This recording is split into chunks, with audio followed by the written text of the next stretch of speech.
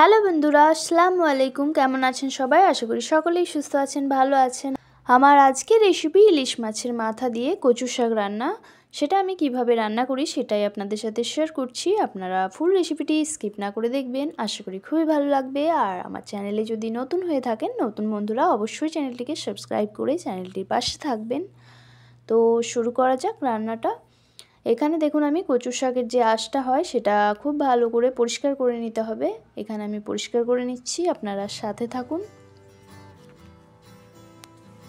কচু শাক পরিষ্কার করতে করতে হাতগুলো দেখুন একদম কালো দাগ হওয়া শুরু হয়ে গেছে। এই দাগগুলো চট করে উঠতে চায় না। তো এই দাগগুলো ওঠার জন্য লেবু আর সর্ষের তেল কিছুক্ষণ লাগিয়ে রাখলেই কিন্তু দাগগুলো পরিষ্কার হয়ে যায়। আর এমনিতেও কোনো ভালো জিনিস রান্না করে খেতে গেলে যে জিনিসগুলোতে বেশি কষ্ট হয় সেগুলোর স্বাদ কিন্তু খুব বেশি হয়।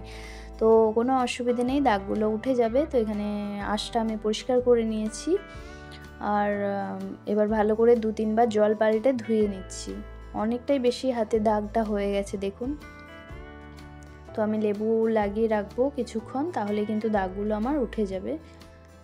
তো কচু শাকগুলো ধুয়ে নিয়েছি। এবার কড়াইতে দিয়েছি পরিমাণ মতো জল, দিয়ে কচু শাকটা দিয়ে দেবো। সেদ্ধ করে নেব আগে কচু শাকটাকে। সেদ্ধ করার সময় কাগজি লেবু হয় সেটা দিয়ে দিতে পারেন, এবং রান্নার শেষে লেবুটা দিলেও চলবে। যেটা খাওয়ার সময় গলা ধরে যায় আর গলাটা কুটকুট করে সেটা কিন্তু আর হবে না যদি এই লেবুটা দেওয়া হয়। তো এখন আমি দিচ্ছি না, সব থেকে শেষেই দেব, খেতেও ভালো লাগে। এখানে লবণ দিয়ে দিচ্ছি আর হলুদ দিয়ে ভালো করে সেদ্ধ করে নিতে হবে। আবারও আমি ঢাকা দিয়ে দেবো।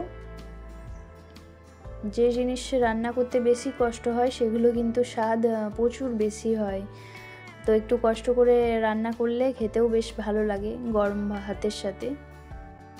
কচু শাকটা ঢাকা দিয়ে ভালো করে যখন সেদ্ধ হয়ে যাবে তখন জলটা খুব ভালো করে ঝরিয়ে নিতে হবে। এখানে ইলিশ মাছের মাথাটা আমি ভেজে নিয়েছি। এবার এখানে আমি 5 ফোড়ন দিয়েছি ফোড়নে, আর দিচ্ছি এখানে কাঁচা লঙ্কা আর একটু 1 ইঞ্চির মতো আদা পেস্ট করে নিয়েছিলাম। আদা আর কাঁচা লঙ্কা বাটা দিয়েছি, আর লবণ দিলাম, আর একটু হলুদের গুঁড়ো দিচ্ছি পরিমাণ মতো, আর এখানে জিরের গুঁড়ো দেব। দিয়ে এখানে একটু কাশ্মীরি লঙ্কার গুঁড়ো দিয়ে দিচ্ছি, দিয়ে ভালো করে মশলাটাকে কষিয়ে নেব। আর বেশি কিছু এখানে মশলা দিতে হবে না। ইলিশ মাছের মাথা যে কোনো রান্নাতে, যে কোনো শাক বা সবজিতে পড়লেই কিন্তু স্বাদ কিন্তু অনেকটাই ভালো লাগে খেতে। এখানে দেখুন সেদ্ধ করা কচু শাকটা এবার দিয়ে দিলাম। মশলা কষানো হয়ে গেছিলো, দিয়ে শাকটা দেওয়ার পর ভালো করে কষিয়ে নিতে হবে, ভালো করে মজিয়ে নিতে হবে। যদি জল থাকে জলটা যাতে ভালো করে টেনে যায়। তো কচু শাকটা সেদ্ধ করার পর আমি ভালো করে জলটা ঝরিয়ে নিয়েছিলাম, তারপরে দিলাম।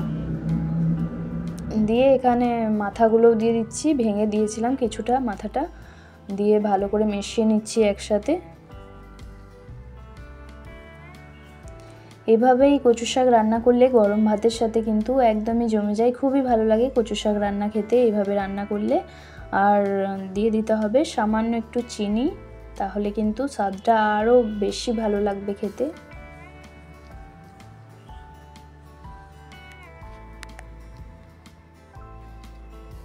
তো খুব ভালো করে মাথার সাথে দেখুন এখানে আমি মিশিয়ে নিয়েছি।